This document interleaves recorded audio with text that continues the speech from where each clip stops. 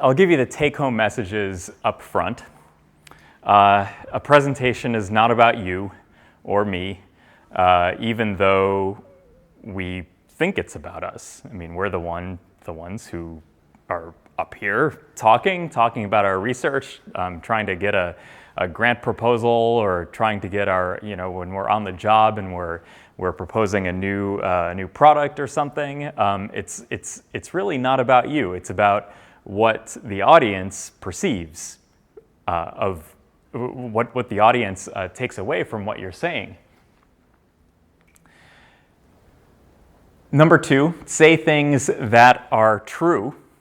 So this should be in parentheses, but you can't really get anywhere if the research behind the presentation isn't of high quality and of high truthiness.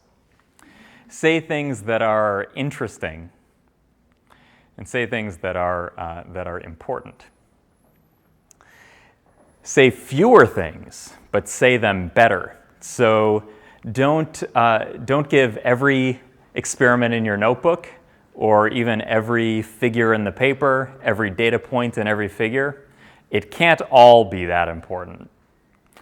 And don't rely on your audience's short-term memory. So if you have an acronym on the slides, and even if you write the acronym in parentheses, and then you say the acronym over and over again in a talk, no one is going to know what you're talking about.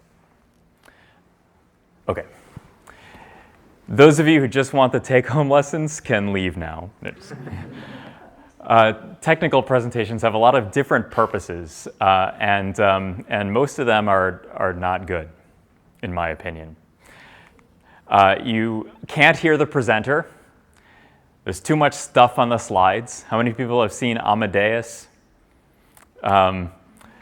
Too many notes. Just remove a few of the notes and everything will be fine. Jargon-laden, so jargon, abbreviations, other things that make slides impenetrable. Boring.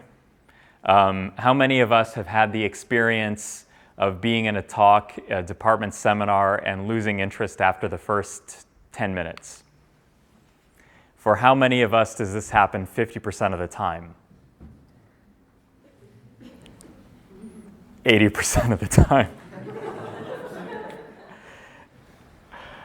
The audience has a short attention span, and that is not the audience's fault. That's human nature. That's the speaker's fault. But slide design, and even to some extent stage presence, can be learned. If somebody says speak up, that automatically increases your stage presence and your ability to be understood. This talk, of course, assumes that the content is good. That is the stuff. But in the days of social media and things, stuff is called content.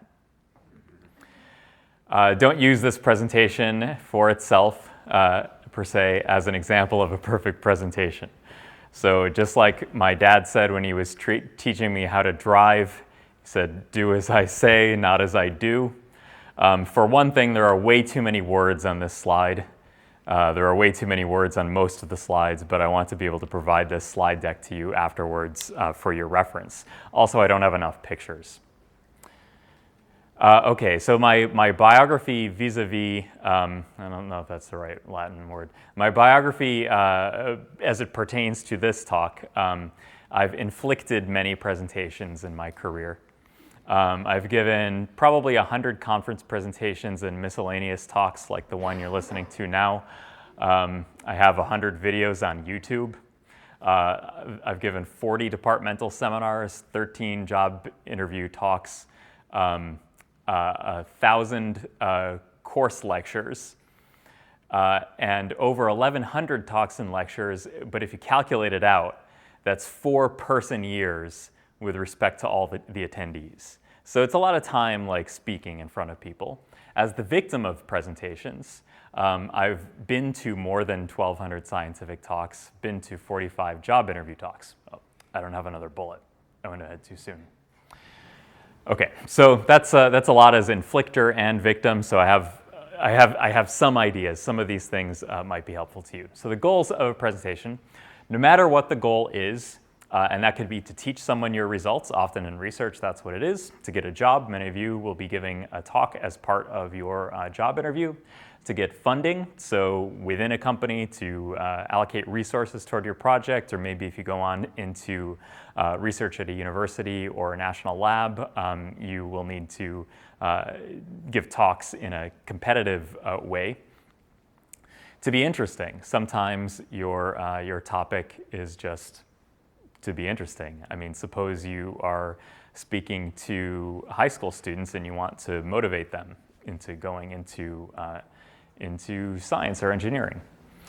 All of these things are really to change the audience's behavior. It sounds arrogant, but it's pretty true. So no matter what your goal, always focus on the audience. Make it easier for them to understand what you're saying. Don't show the audience every experiment in your notebook. And the audience would rather learn than be impressed. How do you know your audience?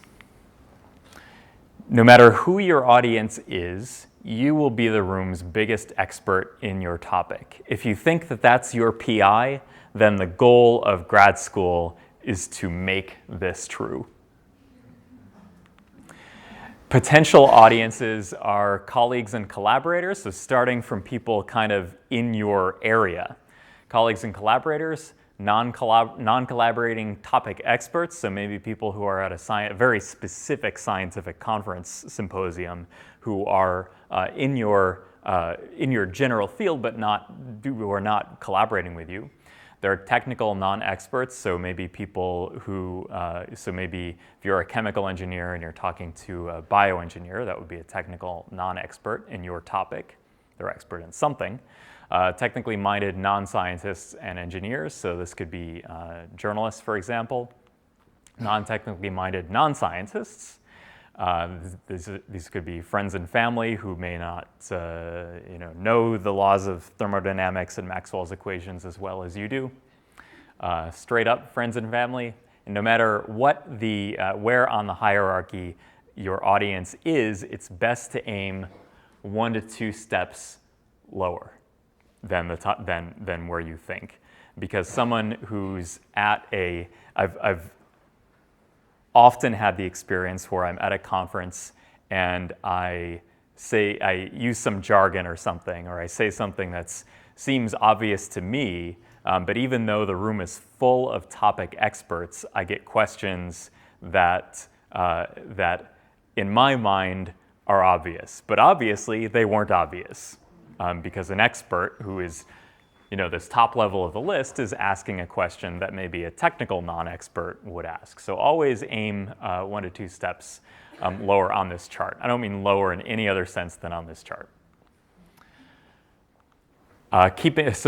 Make attention irresistible. So how do you keep someone's attention during a talk? Giving a talk is a lot like music in the sense that it's about creating and resolving tensions in the audience's mind. So think about a scale. So how many of you have played musical instruments ever in your life, even the recorder? And you think, do, re, mi, fa, sol, la, ti. And then if I don't give you the 8th note of the scale, it's like you just can't be whole ever again.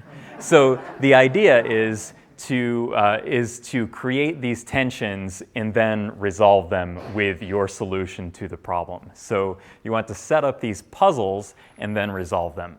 So in order to do that, it's really okay to spend a large fraction of your time building up a problem or puzzle that your work is going to solve. So you're building an arch, and then your talk is the keystone. It's okay to do this for up to 20%, 25% of your slides. That's okay. And it doesn't all have to go at the beginning. You can create these tensions throughout the talk and then resolve them as you go. Once you have the audience's attention, you don't need an outline. Like, I'm going to tell you about this, I'm going to tell you about this, I'm going to tell you about this. And then you see these outline slides where every 10 slides or so, something else is highlighted in the talk. Now, how many of us, when we see an outline slide, picture this in our head? Like, oh, it's almost done, then I can have pizza. So this is kind of controversial. It's okay to have an outline slide. It's okay to have outlines when you're constructing your talk, but don't expect that it does anything for the audience other than produce this image in their mind. So slide design, a few pointers about slide design. Fonts. As I get older, I notice that this is an issue. Your font should be half the age of the oldest person in the audience. My first graduate student had somebody in his audience who wasn't even particularly old, who basically every single slide said, I can't read the axis label. The axis label's too small. And to this audience member's credit, it absolutely was too small. But this is seriously an issue that comes up over and over again. Serif type fonts don't look good on the screen unless, so what's a serif type font?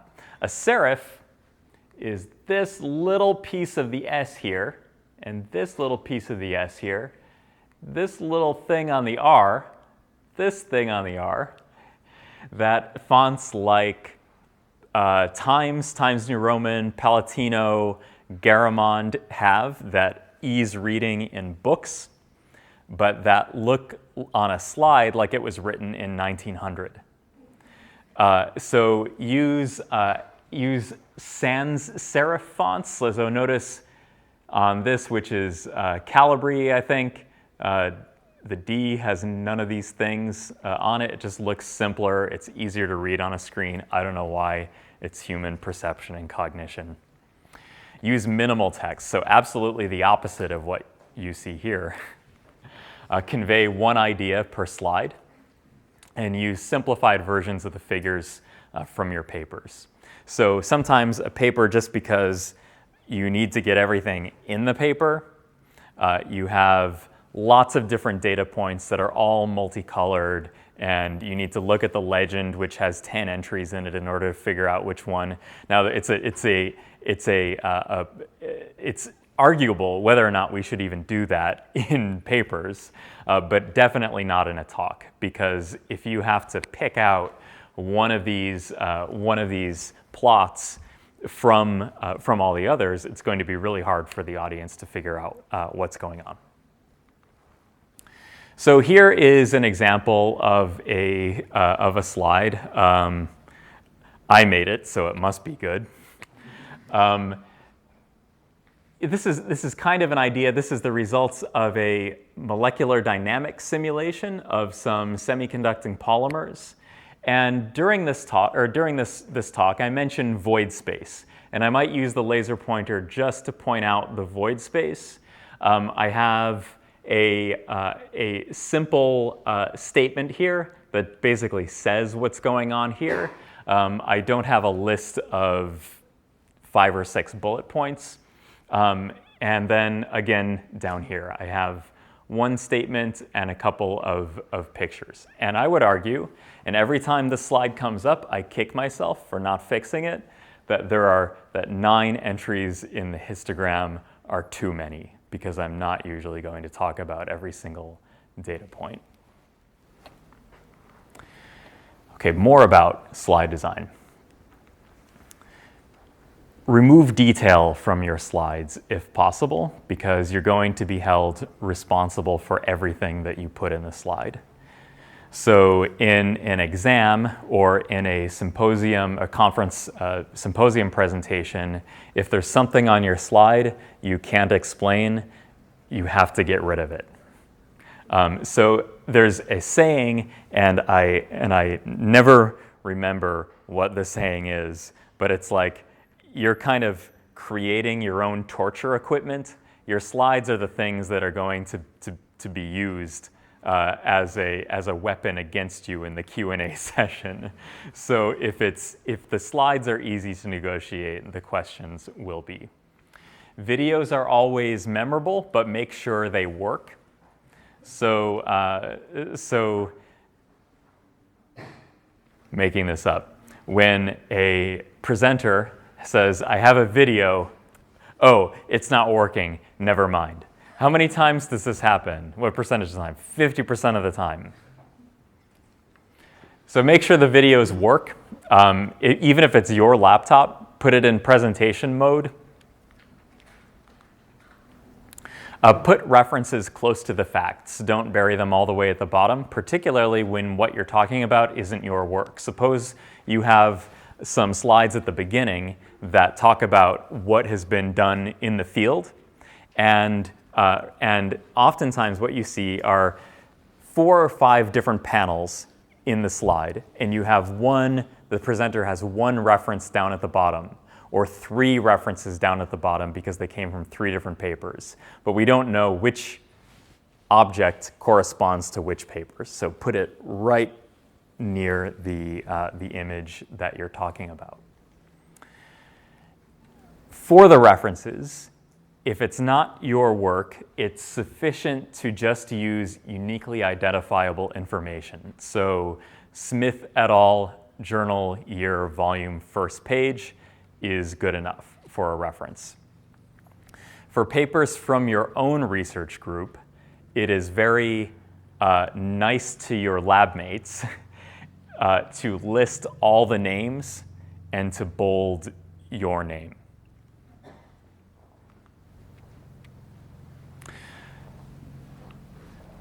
So in this example, in this case, this slide was made before this article had page numbers, so it's okay to use the DOI, the Digital Object Identifier. And in this case, I had multiple plots that I wanted to show, so I used animations in order to describe what was happening with the data. So here's one, I described what was happening here, and then another plot with another axis, and another plot with another axis. So by now, it's really busy.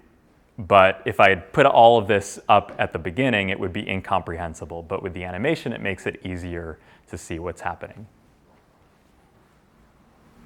And notice this slide I had intended to say everything, so I didn't even use bullet points. Body language and moving around. Walking around the room. People have different opinions on whether or not this is desirable.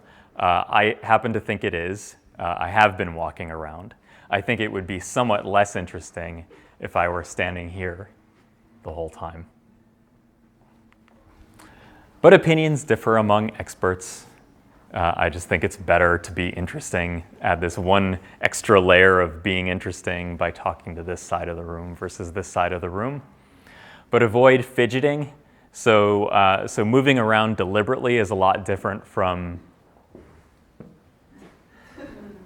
this, or dancing, which I won't demonstrate. A lot of high-priced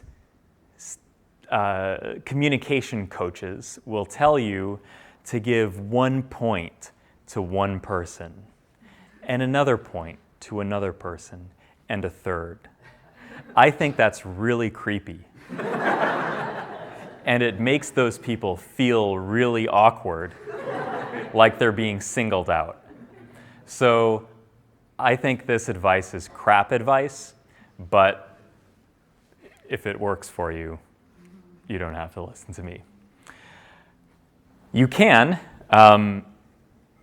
look people in the eye, that's just natural, but you don't have to do it in some contrived manner.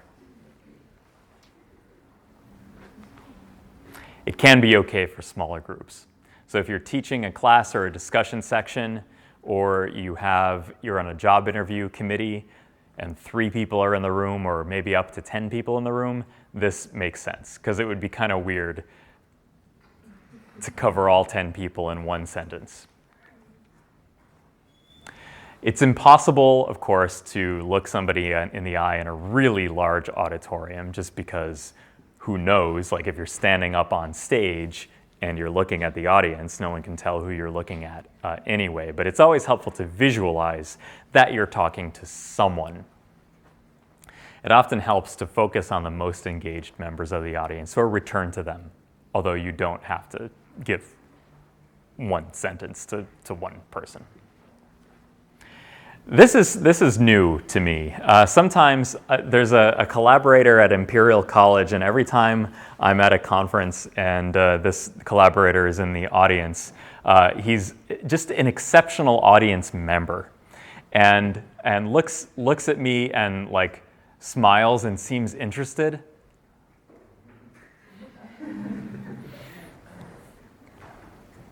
And I just feel so good about that interaction. And I maybe don't do it that much, but I try to be a mindful, conscientious audience member. And it helps me, I think, when I'm on the other side of the microphone, to be a better speaker, because it allows me to internalize what statements are landing well and which ones aren't. So you can practice talking by listening. Another way to practice talking by listening is just to go to talks, of good speakers, or to watch them on YouTube. And I have some suggestions toward the end. None of my suggestions were me. You should know the content of what you want to say, but you don't need to memorize specific ways of saying it. This is a pitfall that inexperienced speakers use, where they want to memorize the entire thing, and then when they get to a point where they don't remember what they had memorized, they freeze up, or you can tell that they're looking for that word. It's a lot easier to memorize the gold coins, like this is the major fact of this slide, and then move on, rather than every single subject, object, verb, preposition in the order in which you're supposed to say it. Don't worry about that.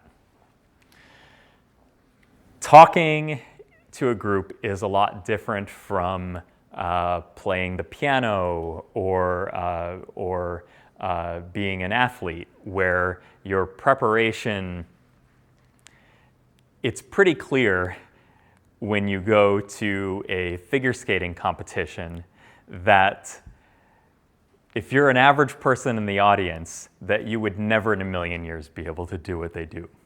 Or if you go to a violin concerto and you're not a violinist, it would be, you're just not going to do what they do.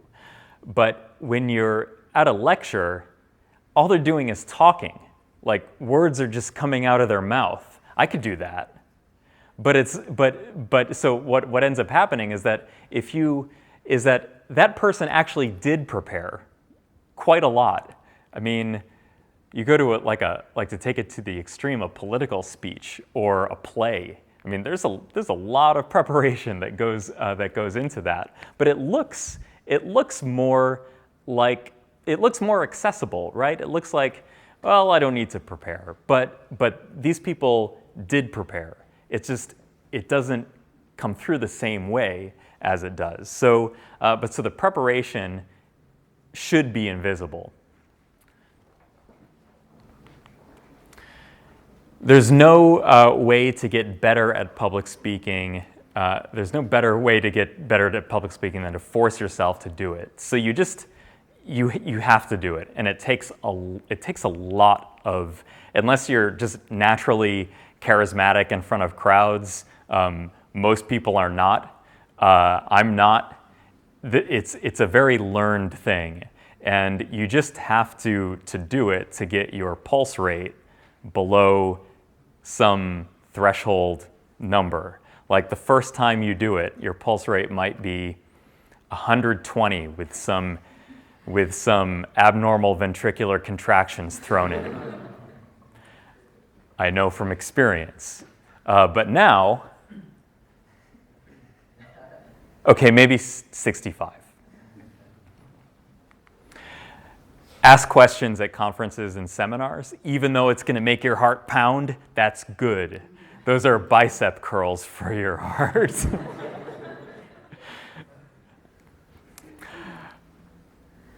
It gets less every time you do it. And it won't get less question to question, but over the course of a lifetime of 1,000 questions, it will get easier.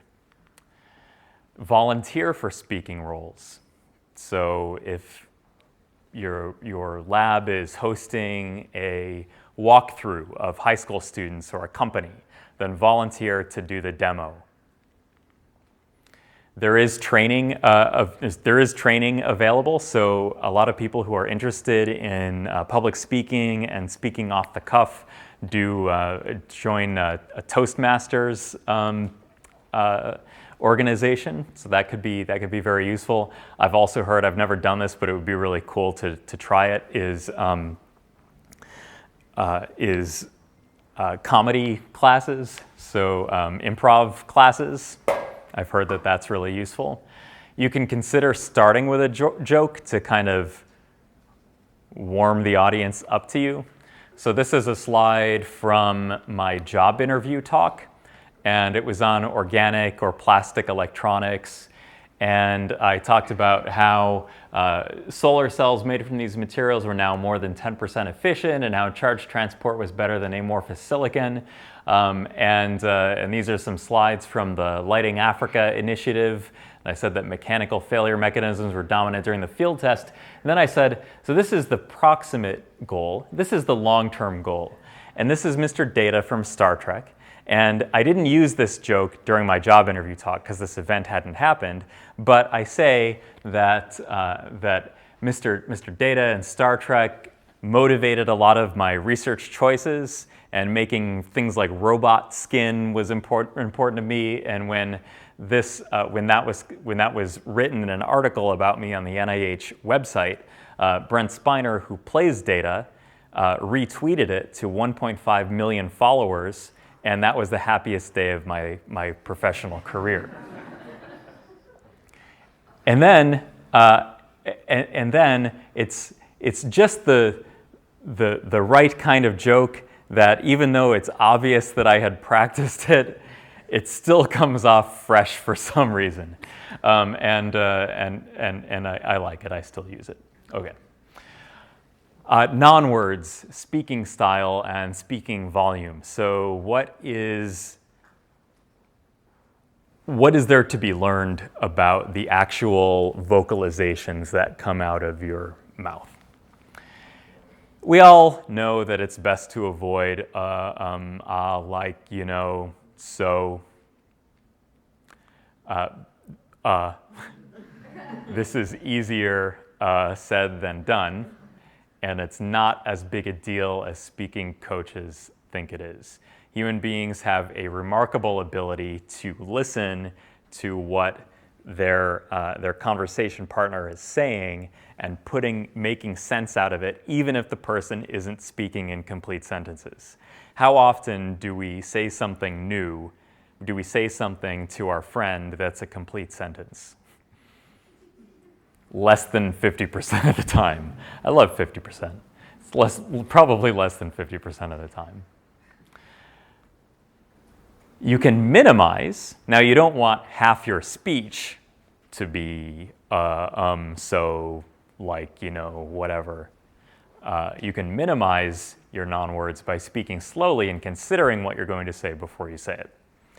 And this is like channeling Barack Obama. So when the former president was on, like, Face the Nation or whatever, he was very deliberate about what he said. He is now, when he's interviewed, very deliberate. Does not avoid, like, you know, but you can tell what he's saying. You can tell what I'm saying. You can tell what each other are saying, even though you have these words in there. So don't, you know, no one has a scorecard. Your volume is important. Use the mic if it's available, but speak up if it is not. How often have you gone to a talk where the host says, here's the microphone. And the speaker says, no, I can speak loud. And then they give the rest of the talk like this, and you can't hear anything. Or they might start out loud because they're self-conscious about it, but halfway through the talk, they're speaking like this. And if you're in the back of the room, there's no way that you can hear what they're saying. If you go to talks in the Cymer room, in the ASML room, in the SME building, where we don't have a lapel mic, that happens like every time. And then things are going well, and they're speaking at the podium, and you can hear them. And then they're like, ugh. And then they don't speak up. Use pauses to your advantage. Use repetition to your advantage. Use repetition to your advantage. Don't talk too much. Do as I say, not as I do. Make it easy for your audience to understand.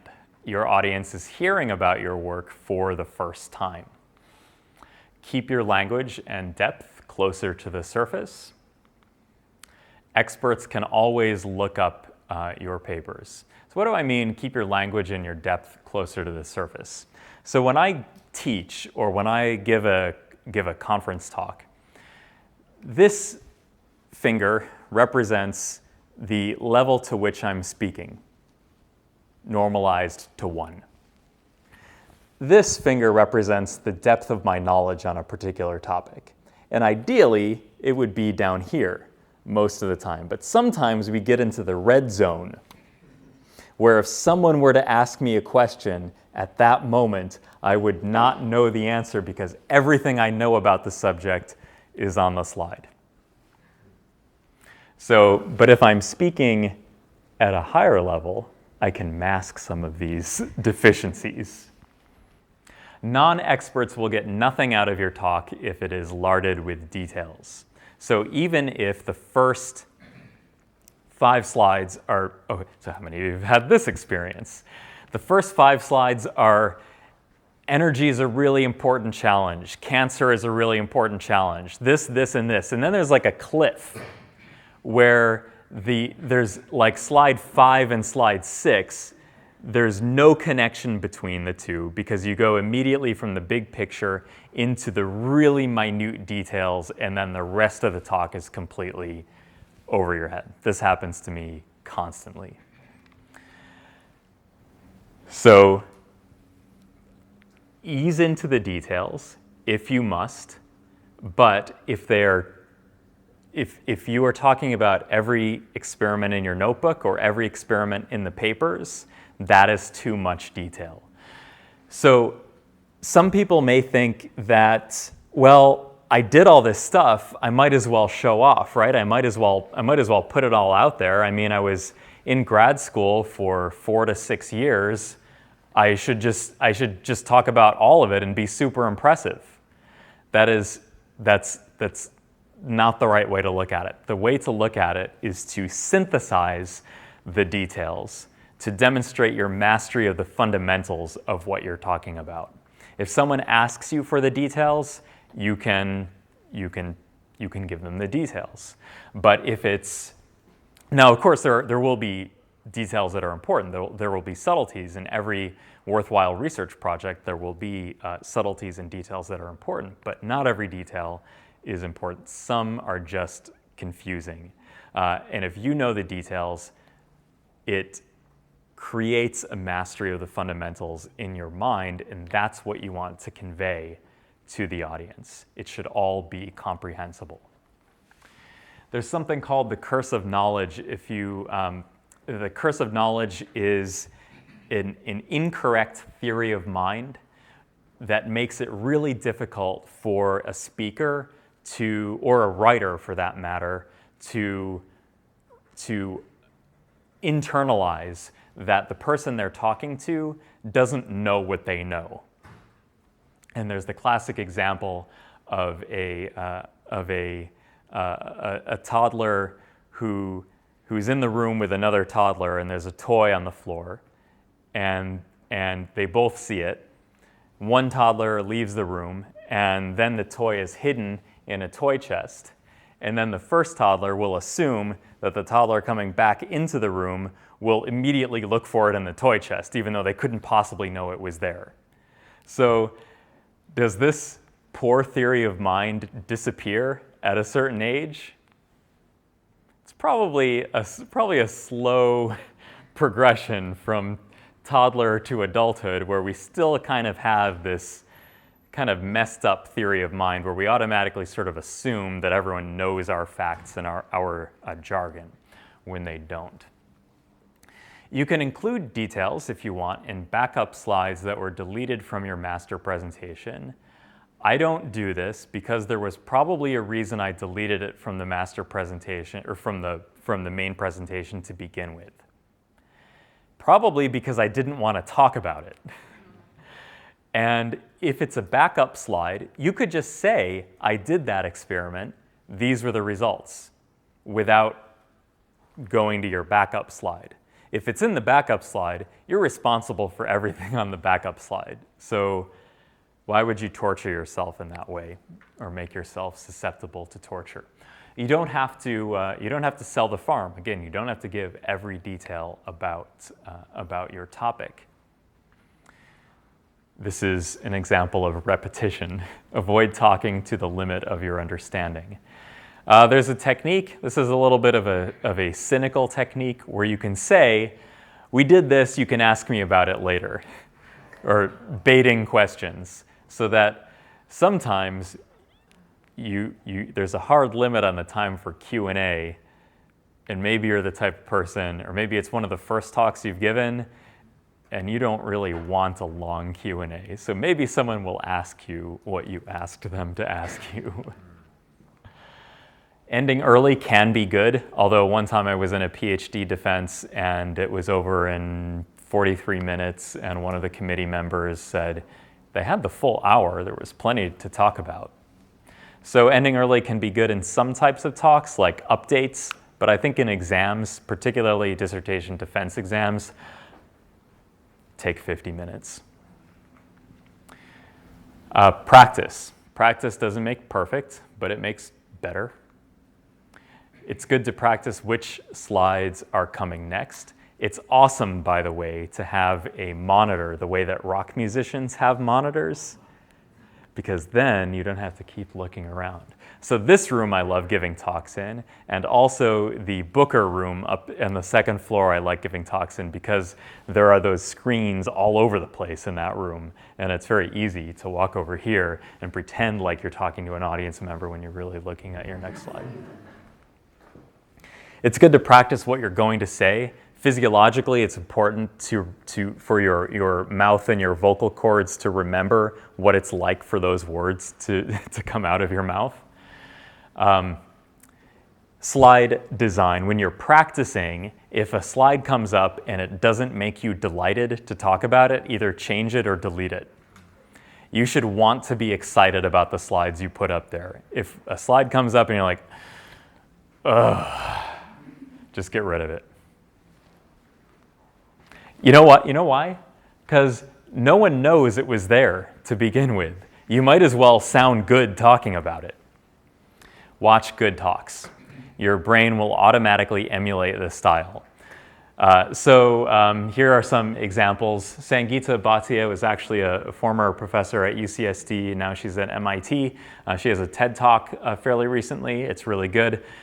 This is my PhD advisor, George Whitesides. He's quite good in scientific talks, although there's not quite as many details in the talks that are on YouTube, at least. Then you have professionals, so scientists who are now professional communicators.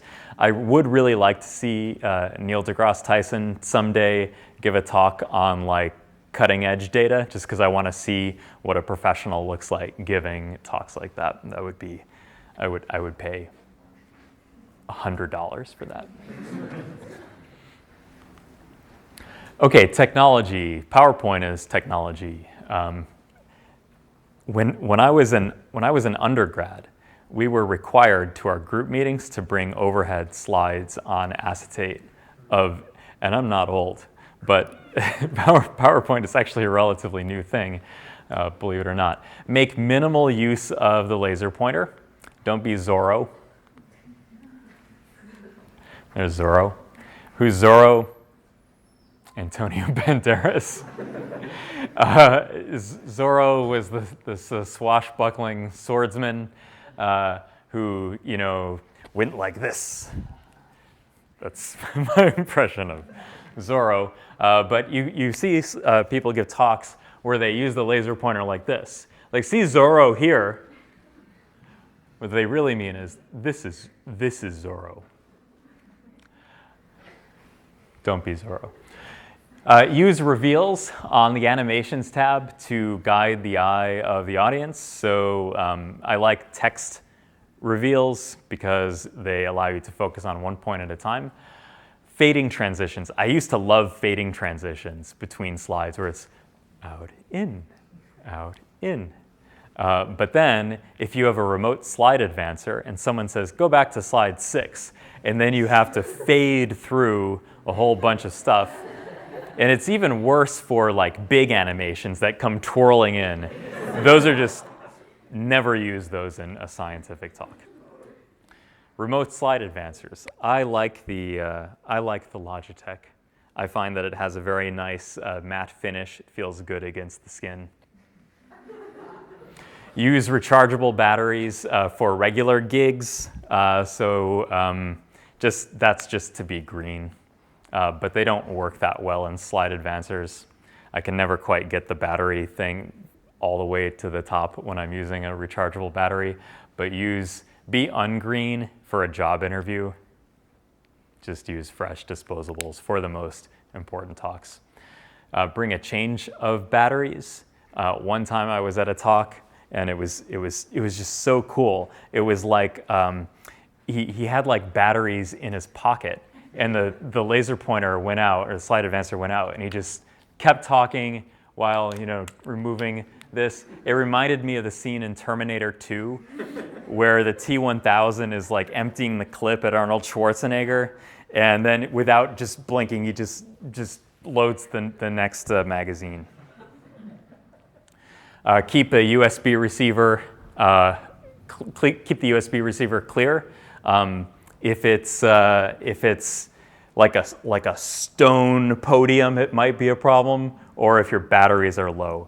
But on is this laminate or hardwood? Laminate. This is fine. It'll go right through it. Use a microphone if it's available. I said this already because I like repetition. Useful shortcuts on the laptop. W gives you a white screen. B gives you a black screen. Sometimes the slide advancer, like the Logitech, will have a button for that. Look professional. Quit all applications. Turn off Wi-Fi and close your web browser.